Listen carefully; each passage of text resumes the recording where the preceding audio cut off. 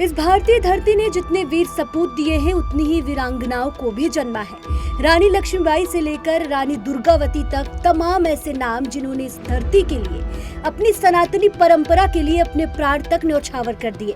और इन्हीं में से एक नाम है अहिल्याबाई होलकर का, जिन्होंने अपने शासन और परोपकार के कार्यों से समाज को नई दिशा दी।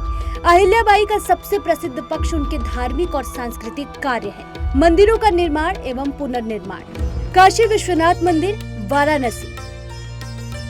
1780 में होलकर ने इस प्रसिद्ध शिव मंदिर का पुनर्निर्माण कराया, जो आज वाराणसी का प्रमुख धार्मिक स्थल है, जो भगवान शिव को समर्पित है और वाराणसी में स्थित है। इसे 12 ज्योतिर्लिंगों में से एक माना जाता है। सोमनाथ मंदिर, गुजरात। महारानी अहिल्याबाई होलकर ने 1783 में गुजरात के सोमनाथ में मंदिर का पुनर्निर्माण कराया। सोमनाथ मंदिर प्राचीन था, लेकिन कई आक्रमणों जैसे महमूद गजनवी, खिलजी और औरंगजेब के कारण कई बार नष्ट हो चुका था। 18वीं शताब्दी के अंत तक यह खंडहर में बदल गया था।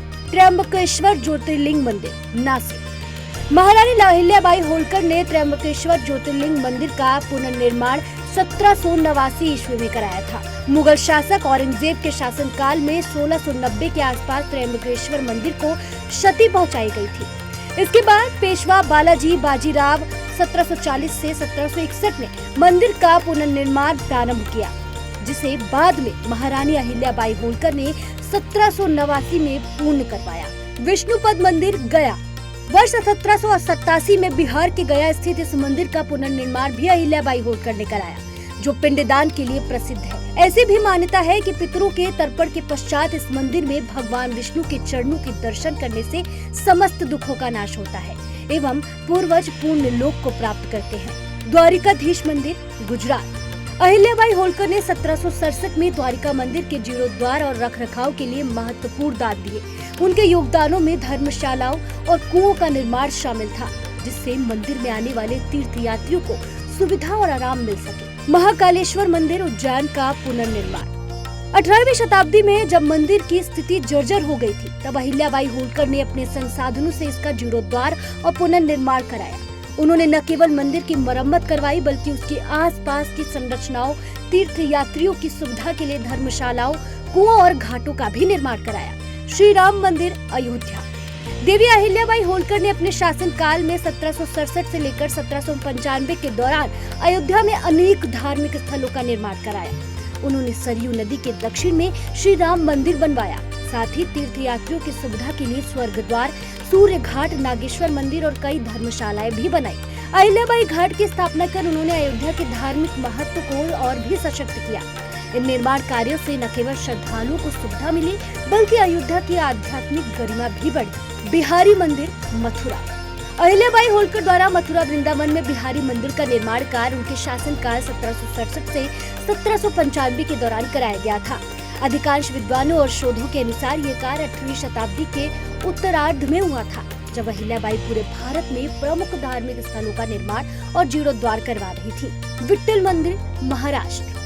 पंढरपुर के विट्ठल मंदिर का पुनर्निर्माण और विस्तार देवी अहिल्याबाई होलकर ने अपने में कराया। उन्होंने भगवान विट्ठल को हीरो से जड़ा मुकुट भेंट किया। मंदिर के पास लगभग 2 लाख रुपए की लागत से होलकर वाड़ा और 1 लाख रुपए से राम मंदिर का निर्माण कराया। साथ ही उन्होंने तुलसी उद्यान और विशाल द्वार भी बनाए। केदारनाथ और बद्रीनाथ मंदिर, उत्तराखंड। महारानी अहिल्याबाई होलकर ने 18वीं शताब्दी में उत्तराखंड के केदारनाथ और बद्रीनाथ मंदिरों का पुनर्निर्माण कराया। इन मंदिरों को समय के साथ प्राकृतिक आपदाओं और मुगलों के आक्रमणों से नुकसान हुआ था। धार्मिक महत्व को बनाए रखने और तीर्थ यात्रियों को सुविधा देने के उद्देश्य से अहिल्याबाई ने मंदिरों की मरम्मत करवाई। उन्होंने न केवल मंदिरों को फिर से सजाया, बल्कि घाट, धर्मशालाएं और पथ भी बनवाए। सिद्धिविनायक मंदिर, पुणे। महाराष्ट्र में स्थित भगवान गणेश को समर्पित एक प्रसिद्ध मंदिर है। यह अष्टविनायक मंदिरों में से एक है, जिन्हें गणेश जी के 8 पवित्र स्थान माना जाता है। इस मंदिर का निर्माण 8वीं सदी के उत्तरार्ध में इंदौर की दार्शनिक रानी अहिल्याबाई होलकर ने कराया था। मंदिर की वास्तुकला पारंपरिक मराठी शैली में है। यहाँ गणेश चतुर्थी जैसे उत्सव धूमधाम से मनाए जाते हैं। ओंकारेश्वर ज्योतिर्लिंग मंदिर, मध्य प्रदेश। इसके बाद देवी होलकर ने नर्मदा नदी के किनारे स्थित इस ज्योतिर्लिंग मंदिर का पुनर्निर्माण कराया।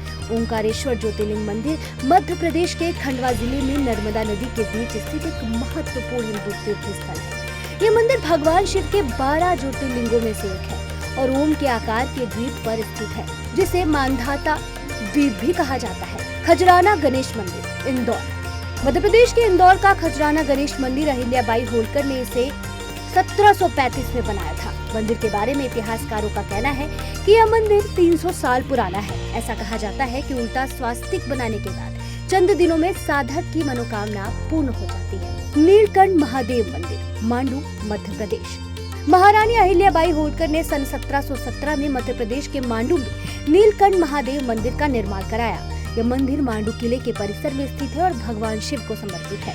मंदिर की वास्तुकला मराठी और स्थानीय शैली का सुंदर मिश्रण है, जो भव्यता और शांति का प्रतीक है। सोमनाथ मंदिर, गुजरात। अहिल्याबाई होलकर ने प्रभास पाटन में स्थित सोमनाथ मंदिर का पुनर्निर्माण 1783 ईस्वी में कराया। यह मंदिर 1024 ईस्वी में महमूद गजनवी द्वारा नष्ट कर दिया गया था। सोमनाथ मंदिर भारत के 12 ज्योतिर्लिंगों में से प्रथम शिवलिंग के रूप में पूजित होता है और हिंदुओं के प्रमुख एवं प्रतिष्ठित मंदिरों में से एक माना जाता है। चाहे काशी विश्वनाथ हो, सोमनाथ, केदारनाथ या अयोध्या, हर प्रमुख तीर्थ स्थल को अहिल्याबाई होलकर ने अपने संसाधनों, निष्ठा और सेवा भाव से पुनर्जीवित किया। उनके कार्य केवल ईंट पत्थर के निर्माण नहीं थे, बल्कि यह उस आध्यात्मिक चेतना का पुनरुत्थान था जो भारतवर्ष की आत्मा में रची बसी है। उनका जीवन ये सिद्ध करता है कि एक महिला शासक भी न केवल न्यायपूर्ण राज्य चला सकती है, बल्कि धर्म, संस्कृति और लोक कल्याण की सच्ची संवाहक भी बन सकती है। अहिल्याबाई आज भी एक प्रेरणा है, सेवा, समर्पण और सनातनी मूल्यों की जीवंत प्रतीक।